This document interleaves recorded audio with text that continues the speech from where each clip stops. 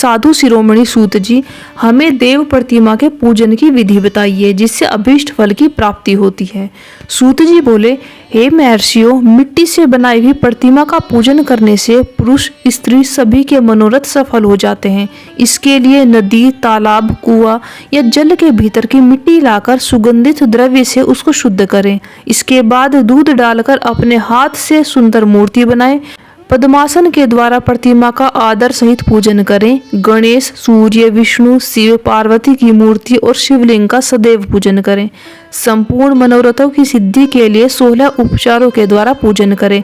किसी मनुष्य के द्वारा स्थापित शिवलिंग पर एक सेर नैवेद्य से पूजन करें। देवताओं के द्वारा स्थापित शिवलिंग को 3 सेर नैवेद्य अर्पित करें और शंभ प्रकट हुए शिवलिंग का पूजन 5 सेर नैवेद्य से करें। इससे अभीष्ट फल की प्राप्ति होती है। इस प्रकार सहस्र बार पूजन करने से सत्यलोक की प्राप्ति होती है। 12 अंगुल चौड़ा और 25 अंगुल लंबा यह लिंग का प्रमाण है और 15 अंगुल ऊंचा लोहे या लकड़ी के बनाए हुए पत्र का नाम शिव है। इसके अभिषेक से आत्मशुद्धि, गंध चढ़ाने से पुण्य, नैवेद्य चढ़ाने से आयु और धूप देने से धन की प्राप्ति होती है। दीप से ज्ञान और तांबुल से भोग मिलता है। अतएव स्नान आदि 6 पूजन के अंगों को अर्पित करें। नमस्कार और जाप संपूर्ण अभीष्ट फलों को देने वाला है। भोग और मोक्ष की इच्छा रखने वाले लोगों को पूजा के अंत में सदा जाप और नमस्कार करना चाहिए। जो मनुष्य जिस देवता की पूजा करता है वह उस देवता के लोक को प्राप्त करता है तथा उनके बीच के लोकों में उचित फल को भोगता है। हे महर्षियों, भूलोक में श्री गणेश पूजनीय है। शिवजी के द्वारा निर्धारित तिथि, वार, नक्षत्र में जो विधि सहित इनकी पूजा करता है उसके सभी पाप एवं शोक दूर हो जाते हैं और अभीष्ट फलों को पाकर मोक्ष को प्राप्त करता है। यदि मध्याह्न के बाद तिथि का आरंभ होता है तो रात्रि तिथि का पूर्व भाग पितरों के श्राद्ध आदि कर्म के लिए उत्तम होता है तथा बाद का भाग दिन के समय देवकर्म के लिए अच्छा होता है। वेदों में पूजा शब्द को ठीक प्रकार से परिभाषित नहीं किया गया। पू का अर्थ है भोग और फल की सिद्धि जिस क्रम से संपन्न होती है उसका नाम है पूजा। मनोवांछित वस्तु तथा ज्ञान अभीष्ट वस्तुएं हैं। लोक और वेद में पूजा शब्द का अर्थ विख्यात है। नित्य क्रम भविष्य में फल देने वाले होते हैं। लगातार पूजन करने से शुभकामनाओं की पूर्ति होती है और पापों का क्षय होता है। इसी प्रकार श्री विष्णु भगवान और अन्य देवताओं की पूजा उन देवताओं के वार, तिथि, नक्षत्र को ध्यान में रखते हुए और 16 उपचारों से पूजन व भजन करने से अभीष्ट फल की प्राप्ति होती है। शिवजी सभी मनोरथों को पूर्ण करने वाले हैं। महाआद्रा नक्षत्र अर्थात माघ कृष्णा चतुर्दशी को शिवजी का पूजन करने से आयु की वृद्धि होती है। ऐसे ही और भी नक्षत्रों, महीनों और वारों में शिवजी की पूजा व भोजन, भोग और मोक्ष देने वाला है। कार्तिक मास में देवताओं का भजन विशेष फलदायक होता है। विद्वानों के लिए यह उचित है कि इस महीने में सब देवताओं का भजन करें।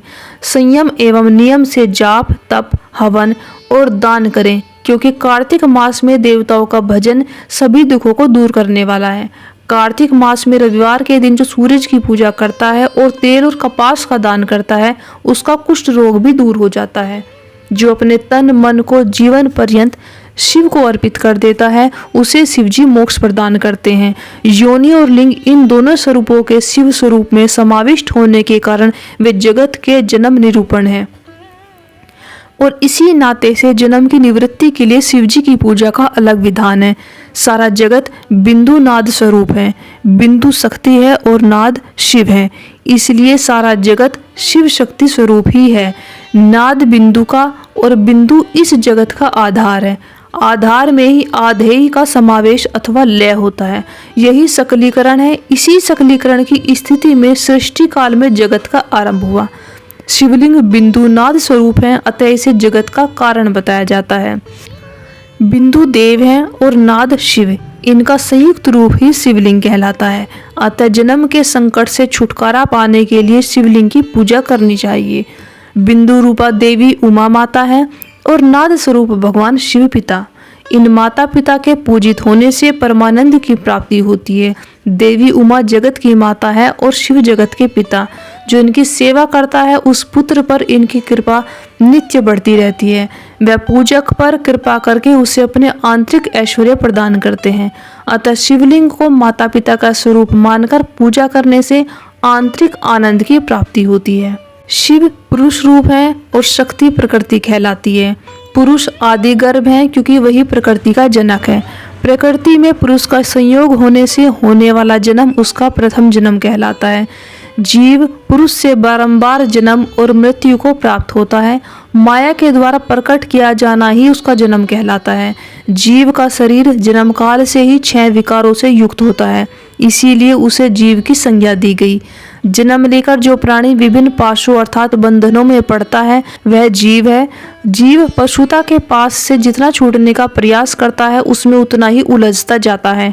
कोई भी साधन जीव को जन्म मृत्यु के चक्र से मुक्त नहीं कर पाते। शिव के अनुग्रह से ही महामाया का प्रसाद जीव को प्राप्त होता है और मुक्ति मार्ग पर अग्रसर होता है। जन्म मृत्यु के बंधन से मुक्त होने के लिए श्रद्धा पूर्वक शिवलिंग का पूजन करना चाहिए। गाय के दूध, दही और घी को शहद और शक्कर के साथ मिलाकर पंचामृत तैयार करें तथा इन्हें अलग अलग भी रखें। पंचामृत से शिवलिंग का अभिषेक और स्नान करें। दूध व अन्न मिलाकर नैवेद्य तैयार करें। प्रणव मंत्र का जाप करते हुए उसे भगवान शिव को अर्पित कर दें। प्रणव को ध्वनि लिंग, शंभुलिंग और नाद स्वरूप होने के कारण नादलिंग तथा बिंदु स्वरूप होने के कारण बिंदु लिंग के रूप में प्रसिद्धि प्राप्त है। अचल रूप से प्रतिष्ठित शिवलिंग को मकार स्वरूप माना जाता है, इसीलिए वह मकार लिंग कहलाता है। सवारी निकालने में उकार लिंग का उपयोग होता है।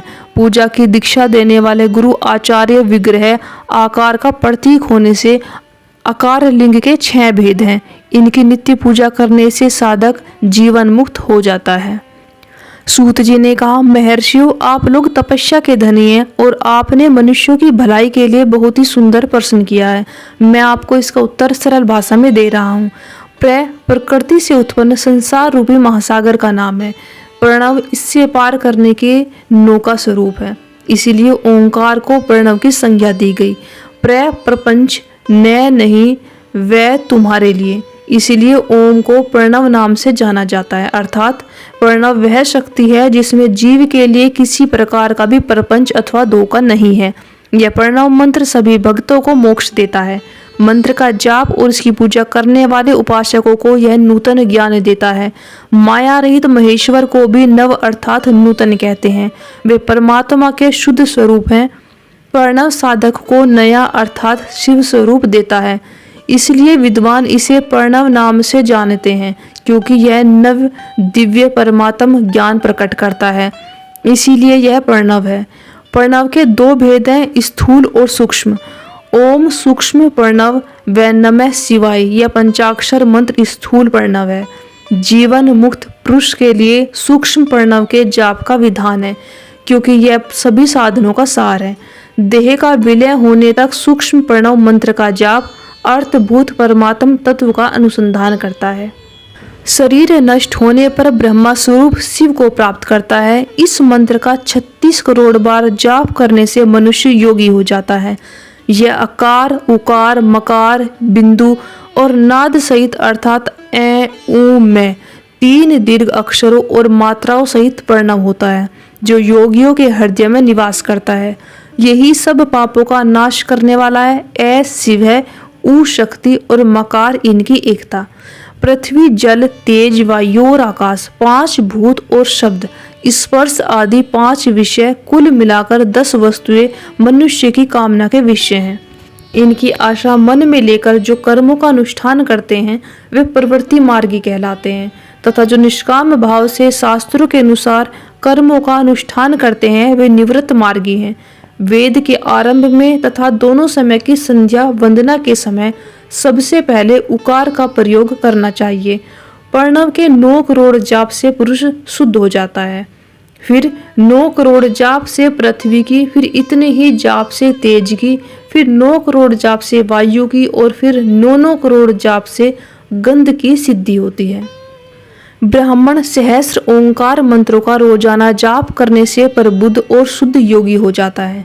फिर जितेंद्रिय होकर 5 करोड़ का जाप करता है और शिवलोक को प्राप्त करता है। क्रिया, तप और जाप के योग से शिवयोगी 3 प्रकार के होते हैं। धन और वैभव से पूजा सामग्री एकत्र करके अंगों से नमस्कार आदि करते हुए इष्ट देव की प्राप्ति के लिए जो पूजा में लगा रहता है वह क्रिया योगी कहलाता है। पूजा में संलग्न होकर जो परिमित भोजन करता है और बाह्य इंद्रियों को जीतकर वश में करता है उसे तपोयोगी कहते हैं। सभी सद्गुणों से युक्त होकर सदा शुद्ध भाव से समस्त कार्य करके शांत हृदय से निरंतर जो जाप करता है वह जप योगी कहलाता है। जो मनुष्य 16 उपचारों से शिवयोगी महात्माओं की पूजा करता है वह शुद्ध होकर मुक्ति को प्राप्त करता है। ऋषियों, अब मैं तुमसे जप योग का वर्णन करता हूँ। सर्वप्रथम मनुष्य को अपने मन को शुद्ध कर पंचाक्षर मंत्र नमः शिवाय का जाप करना चाहिए। यह मंत्र संपूर्ण सिद्धियां प्रदान करता है। इस पंचाक्षर मंत्र के आरंभ में ओमकार का जाप करना चाहिए। गुरु के मुख से पंचाक्षर मंत्र का उपदेश पाकर कृष्ण पक्ष प्रतिपदा से लेकर चतुर्दशी तक साधक रोज 1 बार परिमित भोजन करे, मौन रहे, इंद्रियों को वश में रखे, माता पिता की सेवा करे, नियम से 1 सहस्र पंचाक्षर मंत्र का जाप करे, तभी उसका जप योग शुद्ध होता है। भगवान शिव का निरंतर चिंतन करते हुए पंचाक्षर मंत्र का 5 लाख जाप करे।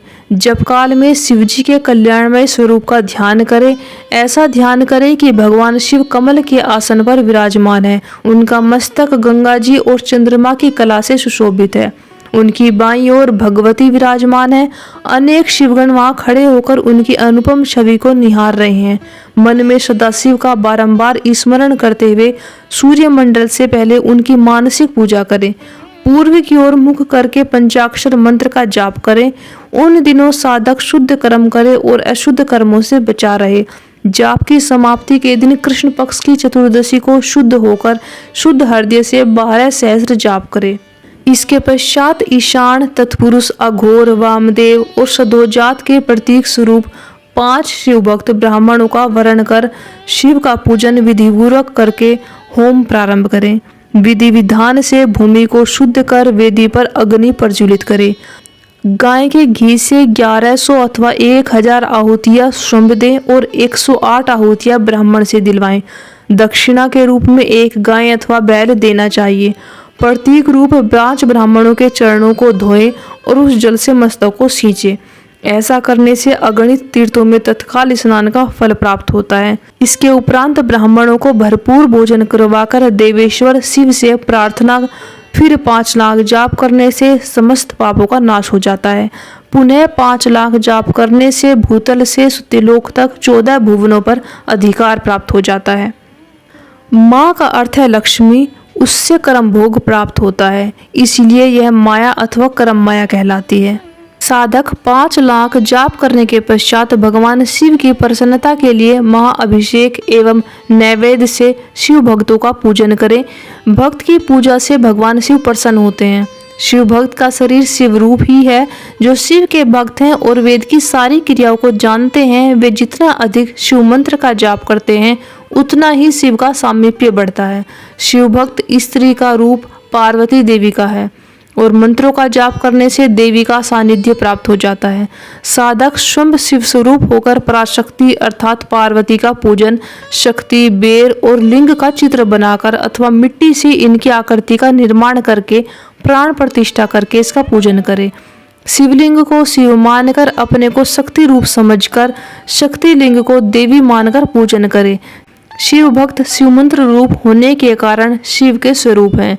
जो 16 उपचारों से उनकी पूजा करता है उसे अभीष्ट फलों की प्राप्ति होती है।